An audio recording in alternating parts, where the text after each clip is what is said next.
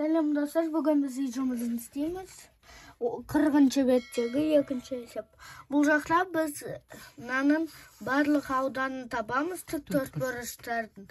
Содан кейін олардың ортасын табамыз. Оны екіге бөлеміз.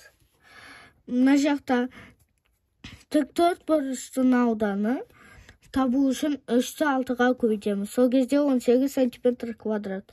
Ал 3 бұрыштың ауданын табу үшін 18-ді 2-ге бөлеміз, 9 см квадрат. Ал тағы да бір тік бұрыштың ауданын табу үшін 5-ті 9-ға көбейтеміз, 45. Ал ортасын табу үшін 45-ті 2-ге бөлеміз, 22-де 5. Ал тік бұрыштың ауданын табу үшін 8-ді 4-ге көбейтеміз, 32 см квадрат. Ал 32 см квадратты 2-ге бөлгенде 16 см квадрат.